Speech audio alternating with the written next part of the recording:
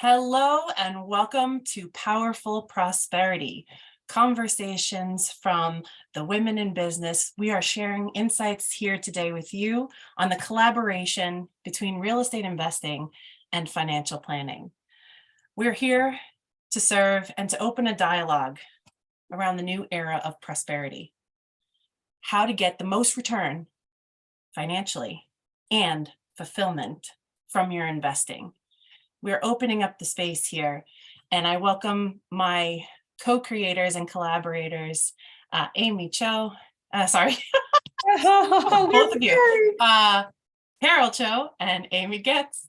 I am Melissa Bakar, your consultress, and we're here today to share our story and also to share a little bit of our insights on what's happening out there and how the world of investing is transforming to something altogether better and brighter for the future. So, Carol, over to you.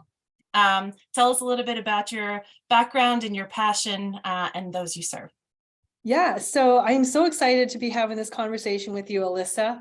I'm Carol Cho, and I am a financial advisor with IRC Wealth. I also always joke that I'm a recovering artist.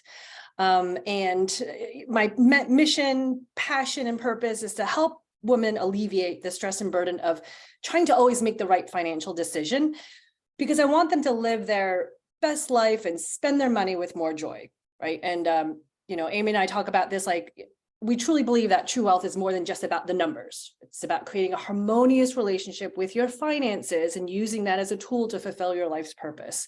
And so that's just, my mission, my drive, why I'm here. Excellent. Right over to you, Amy. Thank you so much. I'm Amy Getz. I too am a financial advisor with IRC Wealth, and I like to call myself a recovering CPA. That was my original career before I became a financial advisor.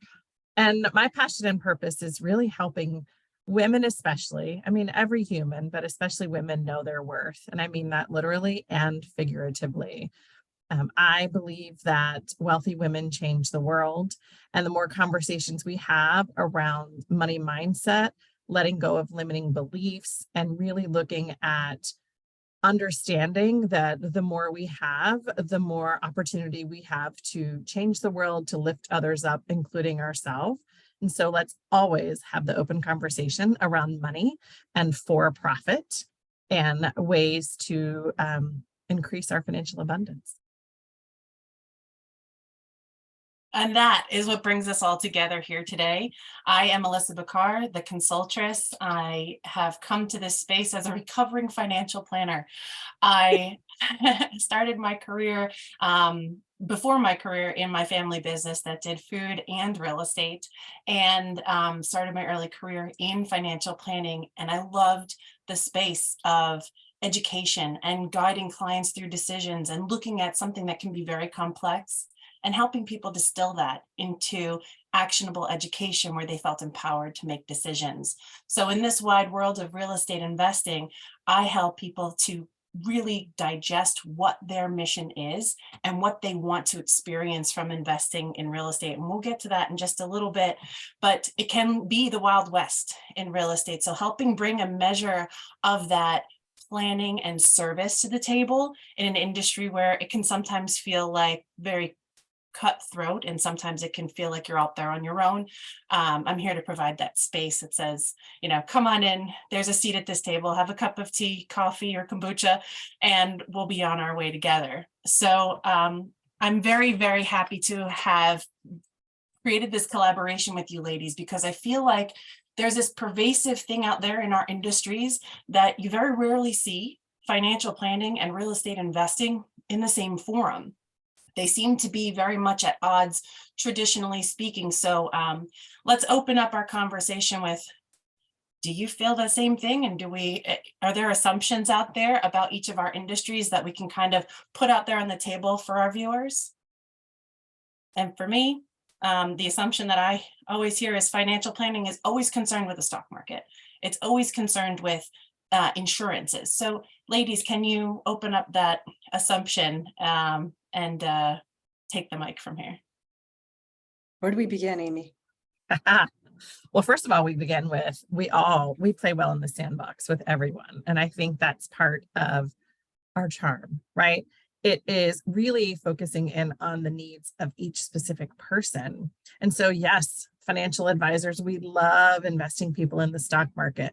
A unique proposition about IRC Wealth is that we don't sell any insurance products. That's certainly available, and there's particular places where that makes sense for people.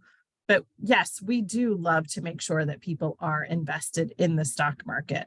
But we look at your retirement as a big pot full of money, and that can come from a variety of sources. And so if you have investments in the stock market, both pre-tax and post-tax, perfect. That's a portion of your pot full of money. But perhaps you also have a real estate portfolio that's paying you rental income. Amazing. That's another portion of your pot full of money. And what you need to know is, how much do you need in the pot full of money, and what income does that need to provide you in your financial freedom? How you mix and match the delicious ingredients in that pot is really up to you. So as financial advisors, we're here to serve and make sure that once we determine what that amount is, that you're going to have appropriate incomes from your stock market investments and your real estate investments to cover the lifestyle that you've determined you want to lead. And I'm going to add to that in terms of, as everyone's like listening to us and watching us, when they seek out the real estate investor or the financial advisor, the assumptions, right, is that we don't play well in the sandbox. Now, Amy and I and Alyssa, we do, right? And we want to be able to promote that. But some of the reasons for that is because, the assumption from the financial advisor perspective is that this real estate investor is going to take all of my clients' money, right? So for what consumers have to, and clients and individuals out there, what they have to understand is, I think it's really important to know how advisors get paid. And there's many different ways that advisors get paid.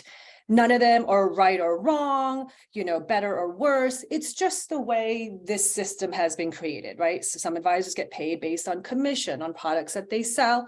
Some get paid hourly. Some get paid a percentage based on AUM, right? And so just understanding that model, I think, is really important. If you are a person listening, trying to decide how do I work well with my advisor, with my real estate investor. And because of that, I think sometimes advisors might feel a little threatened by the real estate investor because oh my God, they're going to take my client's AUM, right? And that's how I get compensated. On the flip side, right, I think that what are some of the assumptions that real estate investors have of us? And to be frank, I think that is part of the mix, right? Is that assumption out there in our industries, respectively, of control, that I have to control. I think that's kind of the broader picture here that we're addressing, is there's a stigma, and whether it's founded or unfounded in the world we're creating is neither here nor there. But what we've experienced in the past is this desire to control one's clients. And I think the beauty in our conversation here is the play well in the sandbox mentality of, who actually is in control is the client. Like we're upending that conversation right now, because you're right. Some of the assumptions now, again, coming from financial planning and real estate as a background, I've had this beautiful goalpost approach where I can see both extremes, and the pedal on the gas with no regard for the brake pedal investor is, I don't need any financial plans. I'm going to control all of this by myself, which also means they take on all of the risk of what they do know and what they don't know about their products, about their people, about their investment strategies. The client, the extreme, I'll say the extreme real estate investor client has all the risks squarely on their shoulders. And I think that that's a dangerous approach, because we call them business potholes. Like, you don't know, if you're not looking at the road, if you're not looking at your strategy, and you're not, like you're saying, bringing the whole person into view. The real estate investor that's got their foot on the gas and the blindfold on their face, they're not going to see those potholes. And that's the service that I'm kind of bringing into this conversation. But part of my approach at large is to be able to mitigate that risk that people some of the other assumptions I think that we wanted to address here is that real estate's sexy. It's very exciting. It's Yeah. very risky. It can be the highest highs and also therefore the lowest lows. And as professionals in this space, I think what we can all agree upon is we're here to bring some kind of mitigation to those high highs and low lows to help people really be empowered to make decisions so that they can live their best life. Not necessarily that the real estate investor wants to control their whole life, or I don't want my financial planner to control my life. And on the other side, saying, okay, I have to get some of my structure met and some of my foundation set in my financial life so that I can be most successful here. And I think that is the beautiful collaboration of, why we're here talking about this. And traditionally, real estate investing, although exciting, can be very scary and very destructive. How many people out there have heard, yeah, I invested a ton of money with my neighbor who had a real estate project and I lost my shirt. Right. And but the same with on our end too. Like, how many times have we heard the story of like, I put everything on that meme stock, right?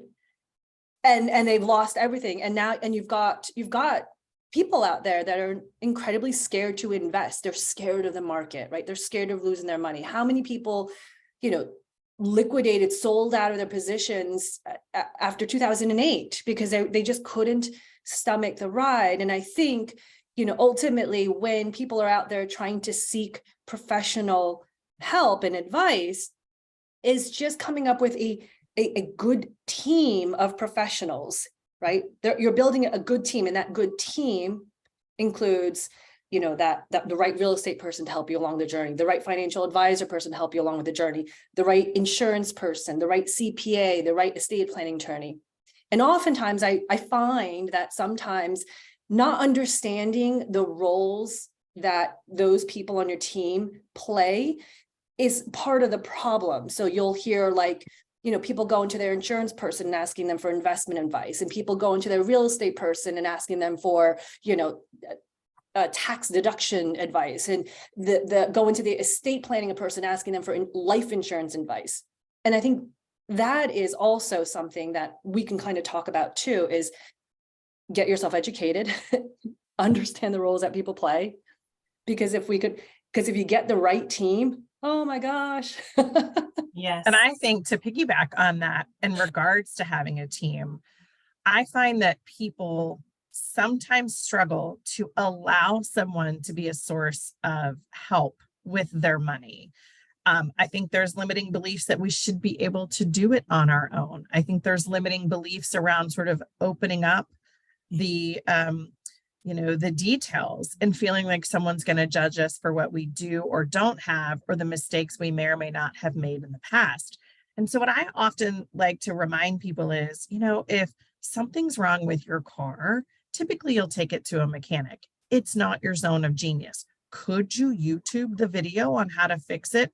Yes. But is that the highest and best use of your time? Similarly, if you're not feeling well, you seek medical help, right? Could you WebMD it? Of course. My point being that if the financial aspect, or just getting started into real estate investing, or wanting to, have a partnership with someone to learn more, the opportunities are there to create a team and to recognize that that doesn't devalue you or your skills at all. In fact, it's all just a matter of enhancing the opportunities for more growth and more abundance when you have the right people sort of as the wind in your sails. Yeah. And I think globally we're coming out of this perhaps 200-year phase of the do-it-yourself mentality. We philosophically speaking went from nomadic to agrarian at some point, and then from agrarian to industrial. And this new era that we are all emerging into right now is the most highly technological and highly humane society that humanity has ever seen. But we have to do some demolition first. And some of that demolition is the fear that I'm not good enough, or the fear that if I don't have enough in my bank account, that I'm somehow less worthy, or that I'm somehow going to be less successful in my endeavors. And I think that's part of the conversation here that we as women are bringing here to the table and opening up the container.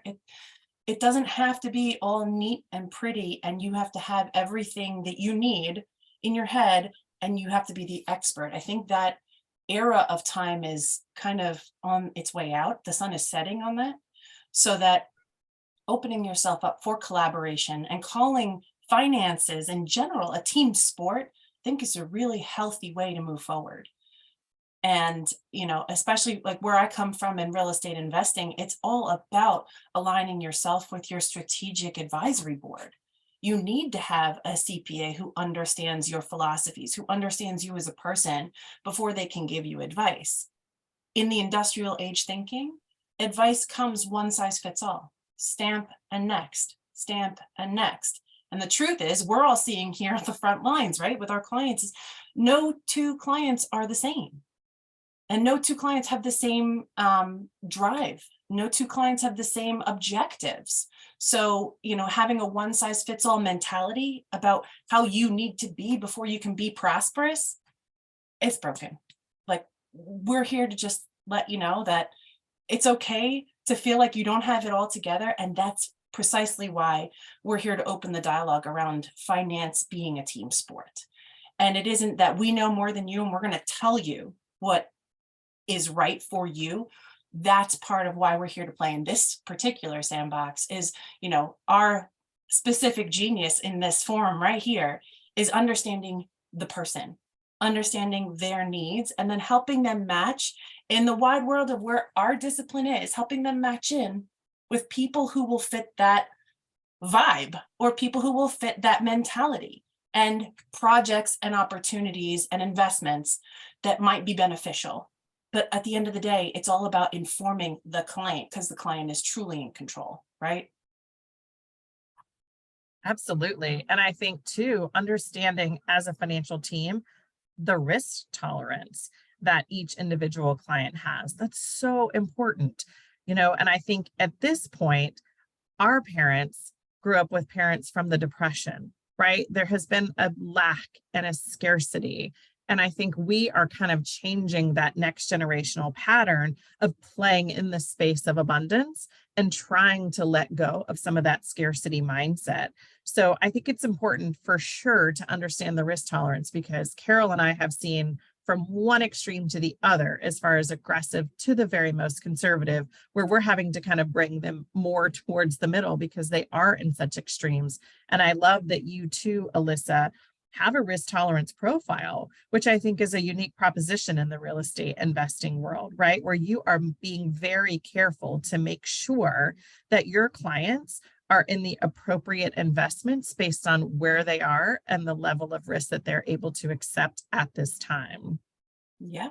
Yeah. And I think oftentimes too, what we find when we're meeting with potential clients and existing clients is sometimes sometimes it's a matter of kind of shifting their focus and educating them. Like the focus tends to be too much on, in our world, let's say returns, right? Or Alyssa, in your world, the rental income, right? The numbers. And sometimes we have to kind of teach our clients, wait, are you trying to be like the best, like stock picker, stockbroker? And are you trying to be, a real estate mogul? Like, is that the life that you actually want? Right? Do you want to be a landlord? Do you want to be an investment analyst? Most people are going to say no, right? Like, so what we want to kind of reel our clients back in is, hey, what we're trying to get a better picture, a better sense of is, what is the life that you want to live? Talk to us about that, right? How do you feel? Where are you? What are you doing? Who's with you? And then we can talk about the ways in which we can get you there. And that includes investments in real estate. Fantastic. We'll talk about that. But oftentimes people get too focused on the nitty gritty, the numbers. Yeah. And you've heard me say a million times, right? At least as it relates to financial planning. And I would imagine it's similar in the real estate investing space. The numbers are honestly the easy part, right? Math is math. What is The trickier bit is the more emotional piece, which, if we have to give it an 80-20, the numbers are probably more than 20% in the emotions, the fear, the limiting beliefs, the childhood stories, relationships, those sorts of things are where the trickier pieces are to really understanding what your goals are and what your trajectory is for the future.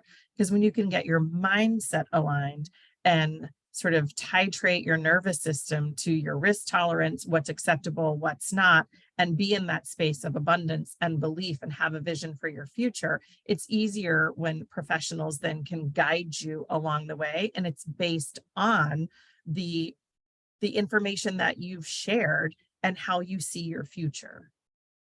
Yes. And from an advisory perspective, the assumptions people have, and many clients come to it, like I was saying before, about having to have it all figured out before they come to the advisor, is a little bit upside down because it comes from that place of not knowing if they're safe to be their mess with you. And so much advice that I've seen that goes astray is given from the place of, yeah, you got it all figured out. Let's just do this. If you hear anybody saying, let's just do whatever that follows, I'm going to put a big red flag on that, because most of those advices that you'll hear from the wrong qualified source, right? Your CPA giving you legal advice or your legal advisor giving you investing advice, what have you, is that, how do I say this?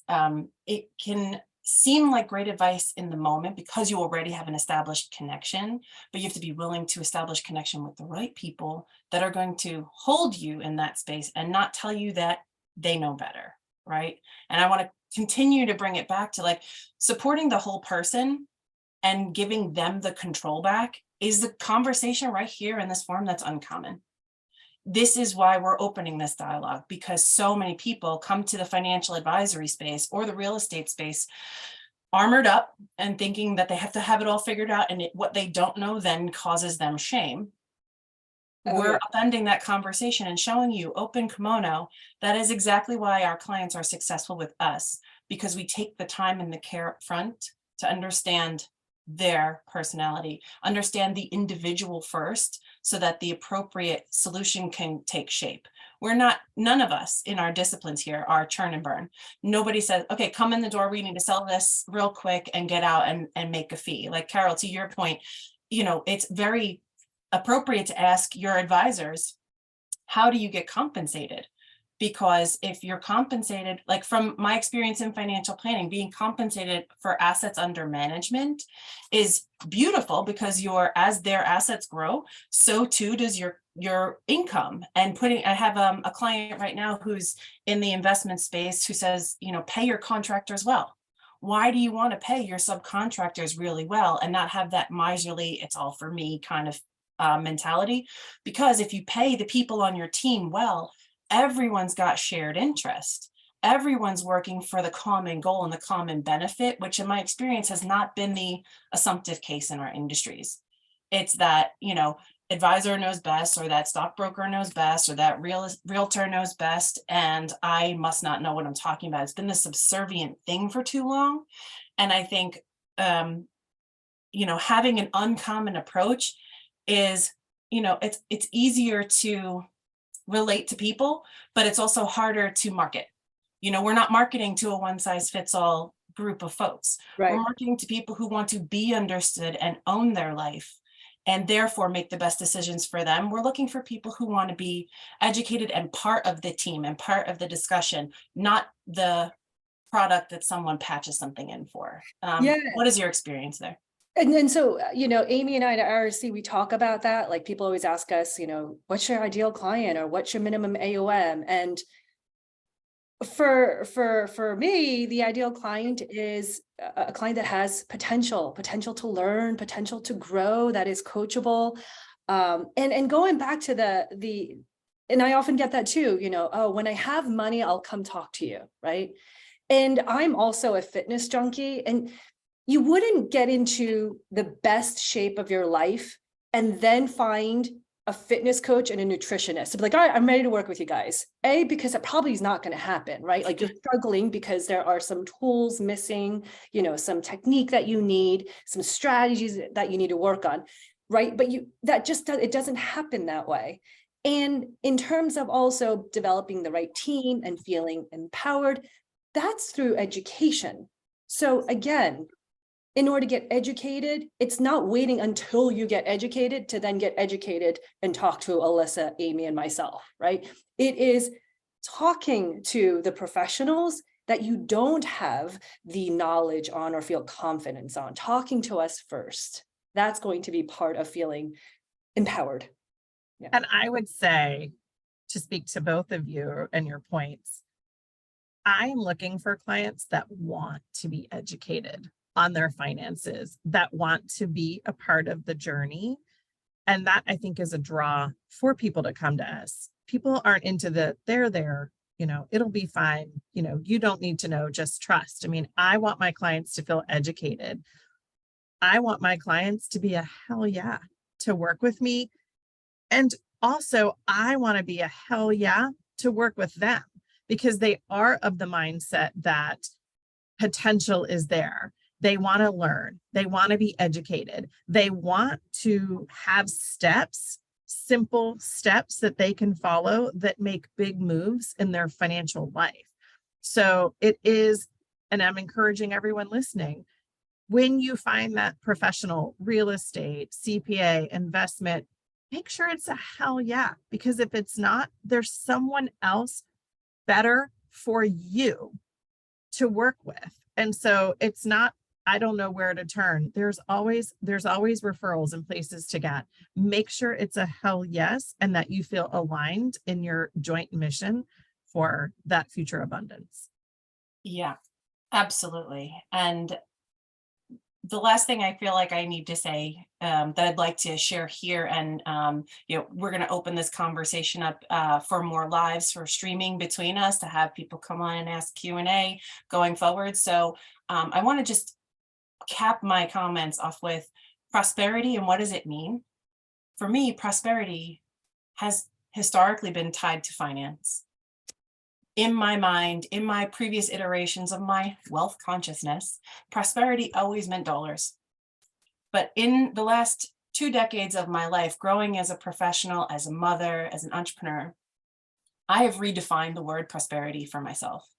And to me, it means that hell yes, right? Working with people who make my life turn on, working in projects that give me a passion, that allow me to grow, that challenge my boundaries. And so prosperity to me means empowering that not only for myself, but paying that forward. Prosperity for me is also about giving, and is also about that ebb and flow of, like you were saying, connecting to the right people and then growing that connection. So as far as what I have going on in my business right now, that is one of the number one projects that I'm pushing forward right now, is helping people determine how to create those alignments, to create that level of connection and do it more quickly with more ease and better results. So whether or not that ends up being a referral to a financial planner or a bookkeeper or to an investment strategy or to a sponsor of a real estate deal, that strategic alliance, that's prosperity 101. And that's what I would love to, kind of wrap my stuff up with, is if you don't have prosperity in here, there's no way it's coming into your bank account.